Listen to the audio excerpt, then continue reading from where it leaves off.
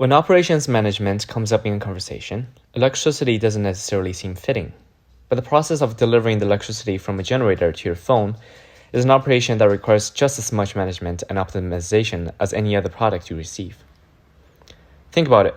The cost of turning coal, natural gas, plutonium into usable electric current.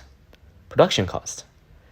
The operation of delivering energy from the turbine generator through the electric grid to you loses between 8 and 15% of the energy. Delivery cost. When excess energy is generated, sometimes newer energy grids with a lot of renewable energy, that energy is stored. There's special investment to be made into energy storage. Those investments are inventory costs. There are times when energy demand is higher, like at night when we need to turn on the lights. The people at generators need to predict that spike in energy demand, because the generators take a while to produce at the necessary capacity. Demand forecast. What seems like simple electricity, the flow of electrons from a central station to individual end users, actually involves massively complex and intricate networks, algorithms, and systems to make sure power is efficiently delivered to you. Now take these already intricate grids and complicate it with renewable energy, which is not very predictable when it comes to production, because they're not capable of generating power on demand.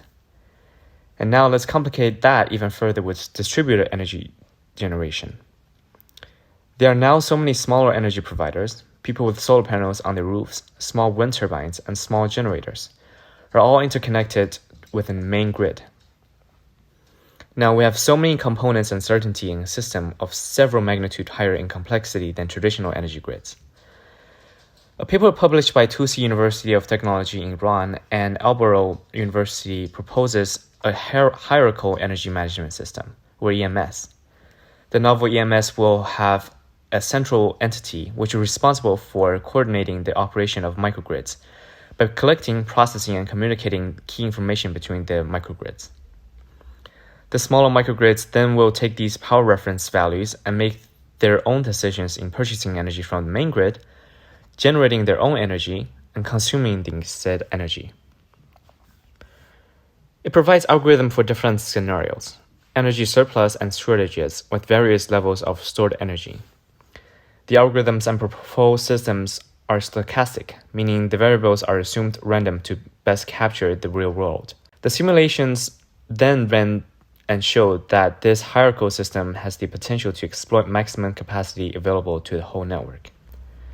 Another paper published by University of Gillian, Victoria University of Wellington, and University of Technology Sydney proposes optimal energy management for these microgrids. The models take into account many factors like thermoelectrical loads, uncertainty, and many different agents and components, and then condense the model into something that can be more cheaply computed and effectively enforced. A paper by Stanford professor Mark Z. Jacobson proposes a complete shift from traditional energy to renewable energy of water, wind, and solar, and bring the reality of a renewable future a lot closer.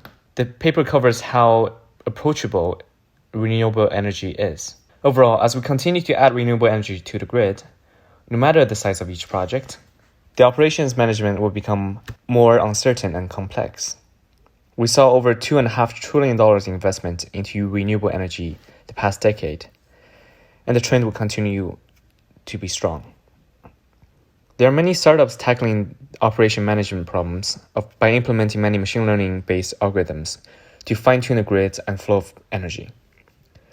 There's one thing that is mentioned repeatedly, though: energy storage. Storing surplus energy is an extremely crucial component to making the energy we use renewable.